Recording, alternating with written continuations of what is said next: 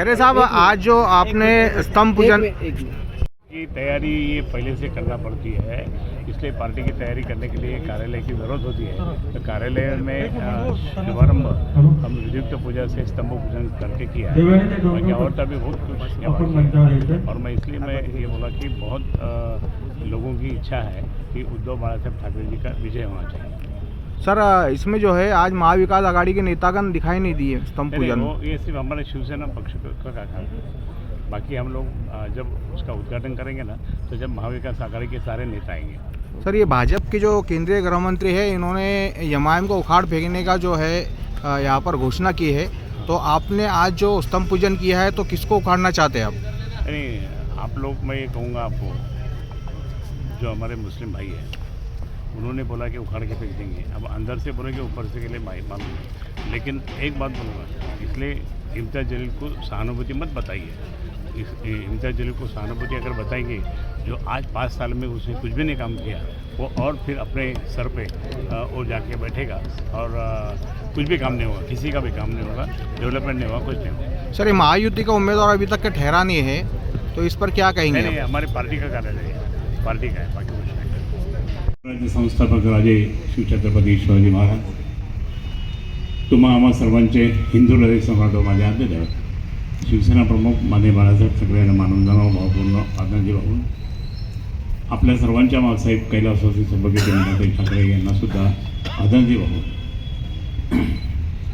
शिवसेना उद्धव बाळासाहेब ठाकरे गटाचे प्रमुख, आपल्या सर्वांचे नेते सन्माननीय उद्धवजी यांच्या चरणी नतमस्तक होऊन त्यांना शुभेच्छा देऊन पूर्ण त्यांच्या नेतृत्वाखाली आपण यशस्वीपणे वाटचाल करू अशी परमेश्वराला प्रार्थना करतो। सन्माननीय शिवसेना नेते, युवा सेनेचे सन्माननीय प्रमुख आदित्य ठाकरे साहेबांना सुद्धा मानाचा मुजरा करून आज या ठिकाणी शिवसेना उद्धव बाळासाहेब ठाकरे या गटाचे प्रचार कार्यालयाचं शुभारंभ स्तंभपूजन करून शुभारंभ झाला असं मी आपल्या उपस्थित जाहीर करतो। आणि त्यानिमित्ताने सर्वच मान्यवर उपस्थित आहेत। आपल्या लोकसभा संपर्क आणि त्याचप्रमाणे समन्वयक म्हणून आलेले श्री प्रदीपजी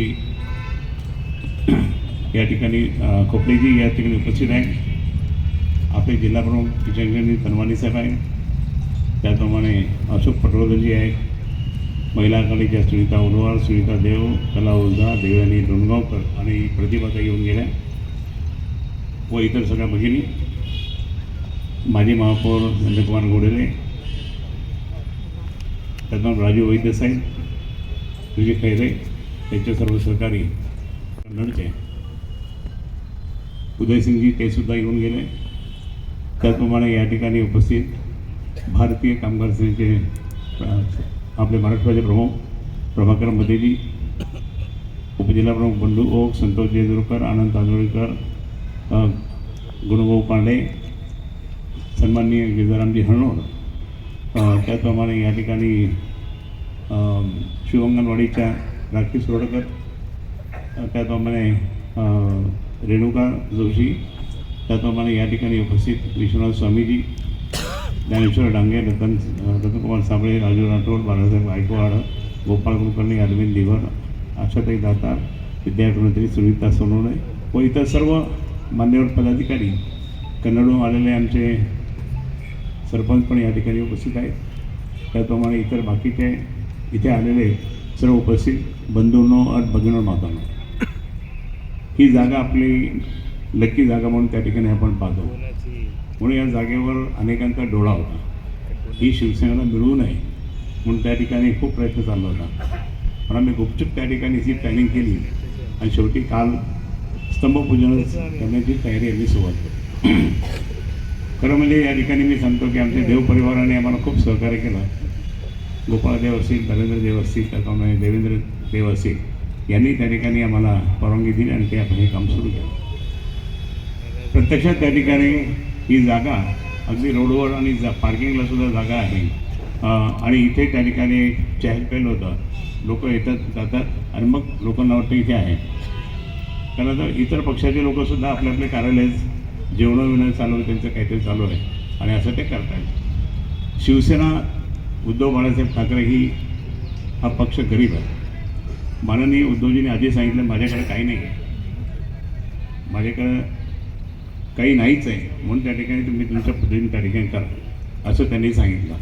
आणि त्यामुळे त्या ठिकाणी आपण हे करत असताना मला प्रेसने विचारलं, मग त्यातल्या त्याच कानवटे ते खोदून विचारत होते की म्हणे अजून काही उमेदवार डिक्लेअर झाला नाही, मग काय. दिव्य मराठीचे आमचे काही मित्र ते पण खोदून विचारत होते, पेपरला बातमी पण आणली. हरकत नाही, अरे आमच्या पक्षाचं कार्यालयाचा शुभारंभ करायचा का नाही करायचा. कारण मी तुम्हाला आधी सांगितलं इथे खूप डोळा होता मिळू नये म्हणून, मग आम्हाला कुठे जागा कुठं शोधायचं. हेच नाही तर त्या ठिकाणी मी तुम्हाला सांगतो की आचारसंहिता 2 दिवसानंतर लागला.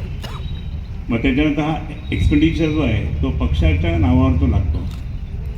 आणि मग पक्षाच्या नावावर लागल्यानंतर मग तुम्हाला सर्वांना माहीत आहे की मग आपल्याला अडचण निर्माण होतं की हा खर्च टाकला नाही, तो खर्च टाकला नाही. खूप बारीक त्या ठिकाणी लक्ष असतं. आणि म्हणून हे आम्ही त्या ठिकाणी ही तयारी केली. त्याचं कारण असं आहे की नंतर मग परत पुढे काही होऊ नये.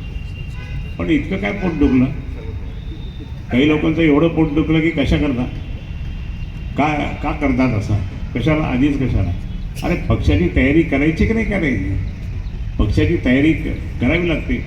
आता पण आमचे सर्व शिवसैनिक आम्ही आरामचे सगळं काम चालतात. पण आता मात्र पहा इथून सगळं पूर्ण शिवसैनिक त्या ठिकाणी दिसते. कारण एकनिष्ठ शिवसैनिक हे सगळे एकनिष्ठ शिवसैनिक असल्यामुळे त्या ठिकाणी ते जोरदारपणे ग्रामीण भाग असो कुठेही असो, हा संभाजीनगर मतदारसंघ जो आहे लोकसभेचा आणि संभाजीनगर जिल्हा जो आहे तो शिवसेना प्रमुख माननीय बाळासाहेब ठाकरे यांचा हा गड आहे, कोणी हिसकावू शकत नाही. आणि म्हणून मी या ठिकाणी सांगतो की किती आले किती गेले किती येऊ द्या, लोक तिथे करोडो रुपये खर्च करू द्या, खाणं पिणं काय असेल करू द्या, पण एकनिष्ठपणे त्या ठिकाणी लोकांचं मत फक्त उद्धव बाळासाहेब ठाकरे यांच्याकडे आहे. आज अनेक जण तुम्हाला सांगतो इथे रोजेकरी इथे बसलेले बरेच गणपती का काय रोजेकरी किती मॉब त्या ठिकाणी काल होता आपल्याकडे भेटला. रोजे शुरू होगा हमारे साथ, हम तो दुआ करते, भगवान को प्रार्थना करते कि उद्धव बाळासाहेब ठाकरे को ही जिताव. तर ते म्हणतात, आपलेही म्हणतात, पण आपले म्हणजे काही ते इकडचे तिकडे आलेले असतात ते तिकडे त्यांच्यातच भांडणं सुरू झालं. तो म्हणतो हा तो हा असं चाललं. पण आपण काही डगमगायचं ना, आपण समजू जे काही निर्णय देतील तो निर्णय त्या ठिकाणी त्याचे. पण आपण नेते, आपण त्या ठिकाणी पदाधिकारी, आपण जिल्हा प्रमुख किंवा बाकीचे सगळे पदाधिकारी असल्यामुळे आपलं कर्तव्य आहे की आपण आपल्या पक्षाचं काम त्या ठिकाणी केलं पाहिजे. म्हणूनच या ठिकाणी कार्यालयाचा शुभारंभ केला. आणि म्हणून मी या ठिकाणी सांगेन की आता काही पक्ष फोडाफोडी करण्याचा प्रयत्न सुरू केला पाहिजे की इकडून तिकडून. पण उद्धव साहेबांची त्या ठिकाणी पूर्णपणे कॅमेरा लागलेला आहे. इथं येऊन बसले नाही, पूर्ण कॅमेरा लागलेला आहे. कोण कुठं जातं, कोण काय करतं, आपल्या मागच्या वर्षी चूक होऊ नये वगैरे वगैरे. शेवटी पक्षाचं नेतृत्व पक्षाच्या जागा निवडून यावं म्हणून असतं. आणि म्हणून आज या ठिकाणी आपण इथे आलात, गुन्हा कानात पण बसला होता, पण आज शुभारंभ केला. आपण शुभारंभ केल्यानंतर आता इथे अजून बाकीची व्यवस्था या ठिकाणी होते. पूर्णपणे पेंडॉल सगळं व्यवस्थित करून मागच्या वेळेस जसं आपण रूम्स केले ते रूम्स होऊन जातील. आणि जो काही असेल तो कार्यालयाचा, जो मोठ्या कार्यालयाचा शुभारंभ तिन्ही पक्षाचे नेते त्या ठिकाणी येतील आणि तिन्ही पक्षाचे कार्यकर्ते पण येतील. आणि त्यावेळेस या ठिकाणी त्या कार्यालयाचं उद्घाटन त्या ठिकाणी होईल माननीय उद्धवजींच्या आदेशाप्रमाणे. आणि म्हणून आज या ठिकाणी आपण सर्वजण आलात, मी आपला धन्यवाद देतो. आणि काही जरी झालं तरी आपण घरोघर जा, नागरिकांशी चर्चा करा, डिबेट करा नागरिकांशी. कारण हे काहीतरी उलटपुलट करण्याचा प्रयत्न भारतीय जनता पार्टीचे काही लोक करायला लागलेत. महिलांमध्ये त्यांनीसुद्धा त्या ठिकाणी सुरुवात झालेली आहे. काहीतरी कुठं नाही, जिल्हा परिषदच्या काही मेंबर्स आहेत त्यांनासुद्धा फसवण्याचं काम काही चालू आहे. आणि ते म्हणजे तुमच्याकडे इतके करोडो रुपये तुम्ही छापलेले आहेत, ते करोडो रुपयाचा वापर करतात, पण तो जनाधार नाही आहे तुम्हाला. आज मोदींच्या अगेन्स्टमध्ये जे काही वातावरण झालेलं आहे, खूप जबरदस्त वातावरण झालेलं आहे त्यांच्या अगेन्स्टमध्ये.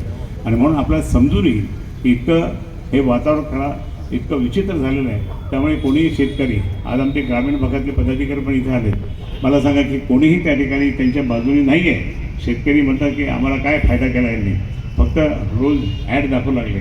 अजून 2 दिवसानंतर त्या सगळ्या ॲड बंद हो, करावं लागतील, नाही केलं तर त्यांच्यावर गुन्हा दाखल करावा लागेल. कारण ॲड म्हणजे एक तर तुम्हाला सांगतो, आज पण एक हाफ पेज जाहिरात आली. ती हाफ पेज जाहिराती आली म्हणजे तिथं बाकीच्या कोणत्याही पक्षाच्या लोकांचं नाव नाही आहे, फक्त भाजपच्याच आणि शिंदे गटाच्याच लोकांचं नाव आहे. मग असं जर असेल तर त्या ठिकाणी तुम्ही हे जे करता ते चुकीचं आहात. तुम्ही केंद्र सरकारची सरकारी योजना असताना तुम्ही एकट्याचं नाव टाकताय, बरोबर नाही. फक्त ते आणि म्हणून लक्षात आलं पाहिजे, आम्ही ती पेपर कटिंग ठेवलेली आहे, मग त्याच्यावर सुद्धा काहीतरी ॲक्शन घ्यावी लागेल. कारण हे फक्त पैसा केंद्र सरकारचा, राज्य शासनाचा आणि ते पक्षाच्या नावाने सगळं झालं. मग हे मागे भांडेकुंडे वाटपाचा कार्यक्रम आम्ही पकडला गेला एका ठिकाणी, ते सुद्धा म्हणजे फक्त भाजप करते, पैसा केंद्र सरकारचा. आणि केंद्र सरकार तुमचं असं म्हणजे काय सरकार आहे ना, ते सरकार म्हणजे त्या ठिकाणी असं ते चाललं आहे. म्हणून अशा वेगवेगळ्या पद्धतीने त्या ठिकाणी आपल्यावर कुरघोडी करण्याचा प्रयत्न करतात. आपण सर्वांनी मिळून त्या ठिकाणी त्या कुरघोडीला मात करावी आणि एकनिष्ठपणे सर्वांनी एकत्रपणे आपण काम करायचं आहे, एवढीच विनंती करतो. तुम्हाला सर्वांना शुभेच्छा. जय हिंद, जय भारत.